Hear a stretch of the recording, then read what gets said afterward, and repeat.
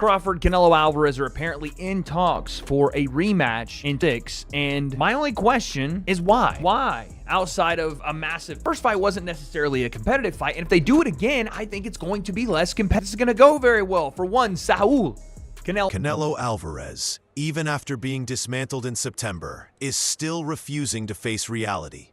He stays loud and unshaken in saying he wants Terence Crawford again. Convinced that a healthy arm rewrites history, yet the experts are begging him to stop. From Eddie Hearn to Antonio Margarito, the warning keeps echoing. Canelo looks faded and physically unable to hunt Crawford down. This isn't just a dangerous rematch. It feels like a doomed mission. And if Canelo steps into that ring again, he might be walking straight into the end of his career. Well, it looks like it's the end of an era. Canelo Alvarez spoke about his retirement plans and has confirmed that the end is near and that his time inside the ring is coming to an end relatively soon. Canelo Alvarez said that he is now in the stage wherein he's also thinking a lot about how he wants to focus as well as enjoy the fruits of his labor, not just for himself but for his family as well. The Mexican fighter who made his professional boxing debut at the age of 15 years old and has been professionally fighting for almost 20 years now said the following, and I quote, "From the age of 28 to 29, this is the age where I have felt best. I've always said that at 37 years old is a good age to enjoy what I have done with my family, other things in my career, and that's what I say. But I said I would debut at 18 and I did it at 15. End of quote. The most shocking reality check comes from someone inside Canelo's own world, promoter Eddie Hearn. While promoters usually build hype around any fight that makes money, Hearn has been unexpectedly honest about why this matchup could be catastrophic for the Mexican superstar. Hearn recently dropped a hard truth Canelo's camp has tried to bury. They knew this style would haunt them years ago. According to Hearn, Canelo isn't just facing a better boxer, he's facing his stylistic kryptonite. Hearn revealed that Canelo's team fully understood that Crawford's lateral movement and switch hitting would neutralize his power. It wasn't just a bad night, it was a doomed matchup. Hearn suggested that Canelo's refusal to accept the harsh reality that his feet can't keep pace with his eyes is blinding him to the danger lurking in the rematch. Believe they have a rematch clause. I'm not sure exactly. I mean, I'm sure there's some kind of wording because Canelo doesn't enter a fight without some kind of wording in terms of a rematch clause. But he's just not going to beat Terence Crawford. It's the style's all wrong for him, the movement's all wrong for him. And that's what I said. You know, going into the fight, I really believed Crawford would win in the style that he did. And then just as it got a bit closer at the weigh-in, I was like, my heart was like, nah, Canelo's got this, you know. And but deep down, I kind of knew that it was all wrong for him. And to be honest with you, Canelo knew it was all wrong for him. You know, I had the conversation with Canelo Alvarez probably, I don't know, a year ago, about Terence Crawford. And he was like, no, why would I fight Terence Crawford? Like, you know, he hates that style. And when he fought Charlo, I remember him being really disappointed that Charlo just moved and moved and moved. And that's why he ended up fighting Munguia and Berlanga, because they're guys that wouldn't do that and they'd stand in front of him. And that suits him down to the ground. Anyone that's got movement, like Skull, like Crawford, like, you know, he really struggles against. And when he was a bit younger and fresher, he could probably get away with it and cut it off. And, you know, but then you see guys like Bivol and, you know, Crawford and these guys beat him because of that movement. And I don't know what he does again. I mean, you know, the biggest money fight out there for him is the rematch with Crawford. This leads straight to the physical decline that analysts are now openly talking about. The story coming from Sports Illustrated and Fan Nation isn't just that Canelo lost, it's that he was prey for Crawford. The harsh focus lands on Canelo's knees. After nearly 20 years in the ring, the worn-out cartilage has turned him into a flat-footed predator. In his prime, he could slice through the ring with explosive force. But against Crawford, in late 2025, he looked like he was trudging through mud. Experts warn you can't fix worn joints with a training camp. Crawford, moving like a track star, spent the whole first fight walking Canelo around the ring, making the bigger man miss and pay. The conclusion is chillingly clear. Canelo physically cannot move fast enough to land the one punch he desperately needs to win. Now, is it dangerous to Canelo's legacy to lose to the best of this era and the best of the era previously? I don't know. Like, did Canelo ever have an era where he was the best in the world? Maybe that's the question he's still trying to answer himself, and why he would want this rematch with Crawford. But when I see this news coming out of him wanting the rematch, having the elbow surgery, maybe in his mind going, okay, my elbow wasn't fresh, I wasn't able to turn my shots over, so that's why I can win this rematch. I like the competitive nature of it. I don't like the fight for him. I think the matchup's all wrong for Canelo. I think this style of fight, in terms of what Terence Crawford does well, is counterpunching off the front and back, ability to go from range with his jab, be inside with it too, protect himself, catch, got just a different timing than Canelo really has on his punches. And then you pair it with the volume that Terence Crawford can throw, and his feet and his angles. This is the bad matchup for Canelo. We've seen it already, and I just don't know if the rematch goes any differently. I think Terence Crawford would have Canelo in real trouble the second time around. And again, I'm not going to sit here and be like, he'd knock him out cold, because Canelo's got an iron chin. But if he didn't already in the first fight, he would do a number. Texas Instruments 83 plus on Canelo if they rematch. I truly believe that, because I think the matchup's all wrong. I think that both guys learned something about the other in that fight. And the guy that took more away as far as data and things to use was Terence Crawford, because what Canelo brought was the best version of him, and it wasn't enough. And if Terence brought the best version of him and it was enough, because I think both guys brought their best version, but the fight played out how the styles will always match up. Canelo is best when a guy will stand in front of him and go upper body movement, planted feet, let's fight exclusively in the phone book. Terence Crawford is at his best when he can dog walk someone, walk the dog on them literally, have them on a leash, walking around the ring, and then planting his feet, throwing, circling, feinting off the back foot, then coming back, counter punches. He has every tool in the shed. And I think skill-wise and stylistically, Canelo. If the physical limits weren't enough, former champion Antonio Margarito has stepped in with a prediction that should send chills down Canelo's spine. Margarito, someone who knows all about brutal wars in the ring, believes the second fight will be far easier for Crawford. The reasoning follows what insiders call the solved puzzle theory. In boxing, once a master like Crawford decodes an opponent, they rarely struggle with them again. Margarito says Crawford has already cracked Canelo's timing, his feints, his power. There are no surprises left. Margarito warned that since Canelo cannot fully reinvent his style at this point in his career, he's essentially walking into a slaughter, where Crawford knows every move before Canelo even twitches a muscle.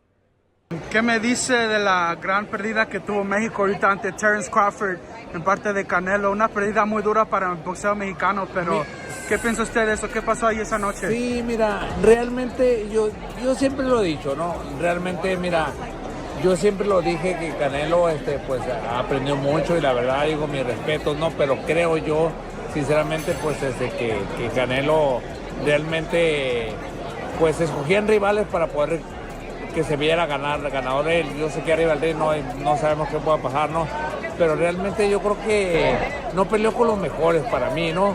Y realmente yo creo que Crawford pues tenía el estilo para ganarle. Y sinceramente me han preguntado, y yo pienso realmente que en una revancha le gana más fácil Crawford a Canelo. Digo, desgraciadamente pues es mexicano, ¿no? Y haz de cuenta, a veces pues tengo problemas con los mexicanos, pero realmente yo es lo que yo pienso, ¿no? del boxeo de Canelo.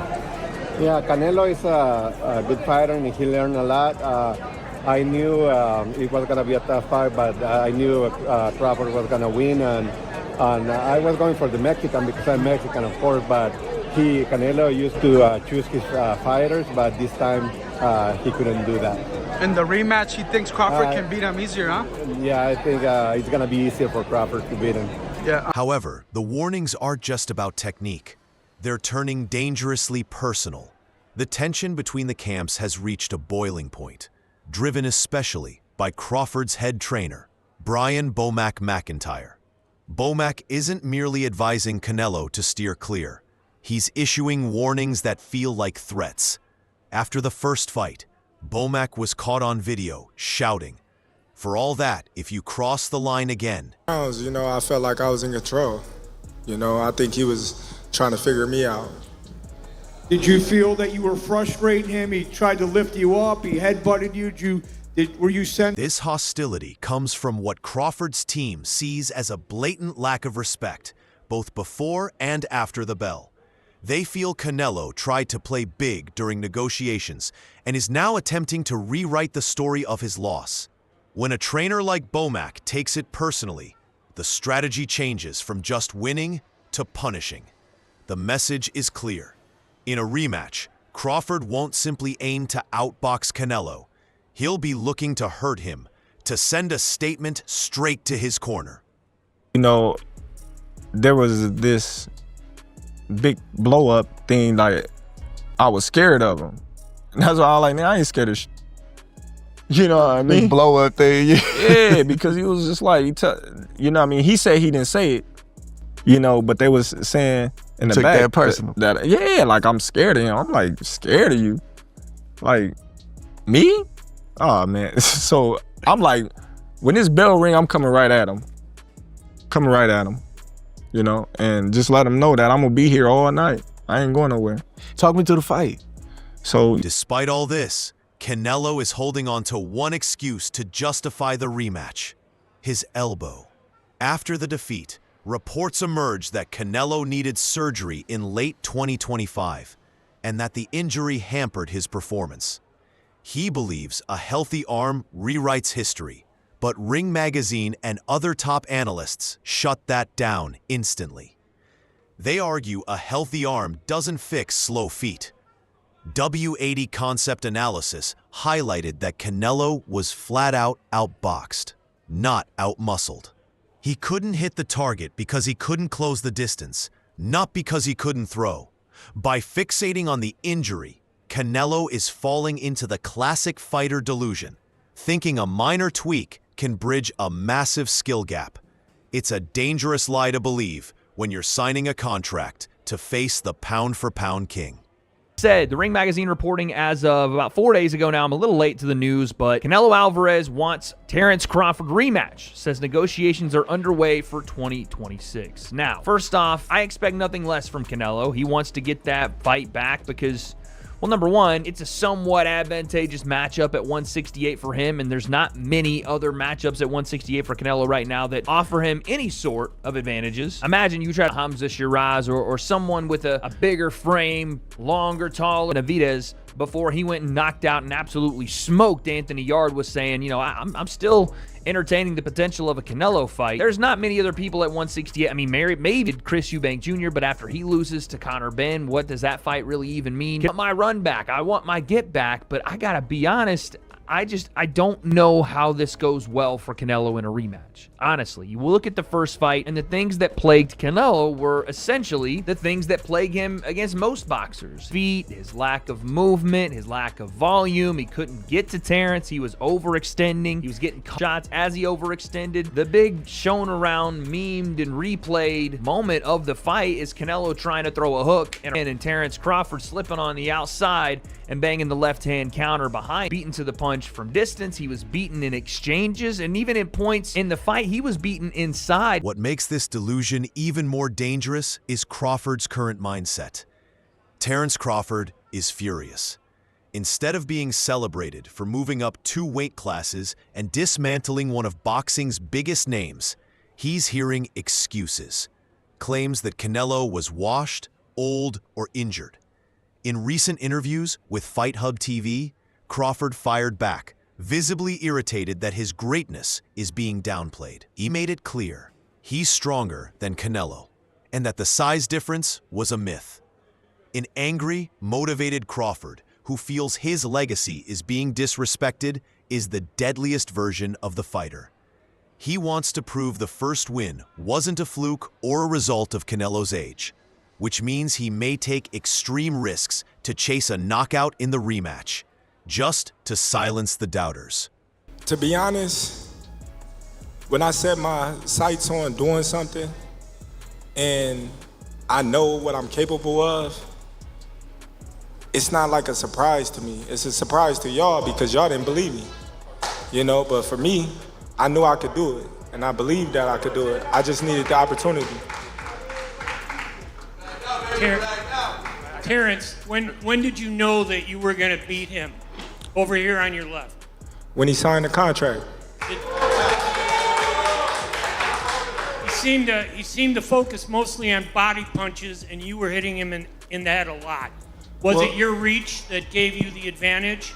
It was everything. You know, he wasn't hitting the body or anything. He was hitting my elbow because I was blocking it. But, you know, I think I was the better man tonight.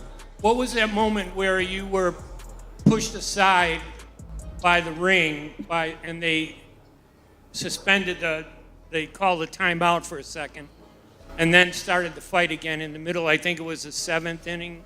Well, I got headbutted. I got cut. I got to go get stitches. You didn't see it? No. Oh, yeah. He headbutted me. So I got to go. Ultimately, the boxing world is witnessing a legend on the edge of possibly the biggest mistake of his life.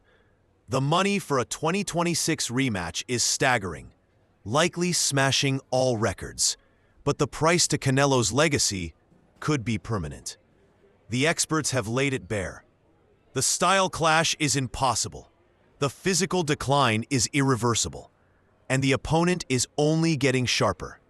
Canelo Alvarez has built his career defying the odds. But this time, the odds aren't just stacked, they're insurmountable. Fans are left asking themselves, are they watching a courageous warrior chasing redemption, or a stubborn king being led to the guillotine for one final massive payday? YouTuber Showbiz recently weighed in on the rematch. We all know Terence Crawford whooped that man's ass 11 rounds to 1 in reality, all right? But if you count, punches, landed or copied by, statistically, technically, it was a closer fight, okay? Now, Saul Canelo Alvarez also, last time you saw him, he's, nursing and recovering from an elbow surgery, which he had an elbow injury going into the fight. So, you start thinking about stuff like that. I'm talking about if you Canelo, why would you say, let's go ahead with the rematch? I think I got a shot. All right, being a competitor for one. All right, and number two, the fight was closer technically than you thought because you were in there, and in there you felt like you were getting your ass whipped. And number three, you went in there nursing an elbow injury. So it's like, I think I may have a chance if I'm 100% healthy, all right? He feels the same way about Bivol because he had a wrist injury going into the Bivol fight. So it's just, you think about all those things. Boxing trainer Robert Garcia also believes a rematch isn't just thrilling for Canelo, but for the fans as well. Make a change, I think. I would love to see the rematch. I think in the rematch, if he comes back with the hunger that he needs, he could beat Crawford. Because Crawford, is very talented, but I think Canelo could beat him. Canelo's strong, man. Canelo's strong. Canelo could take a good punch. So I think he could just go and don't respect his punch and throw punches even though you're gonna get hit. But don't give up. Keep going until you hit him. So that's a wrap for today's video. If you enjoyed it, make sure to leave a like, hit subscribe, and ring that bell so you never miss our upcoming content. Don't forget to drop your thoughts in the comments below. Stay tuned, and we'll see you in the next one.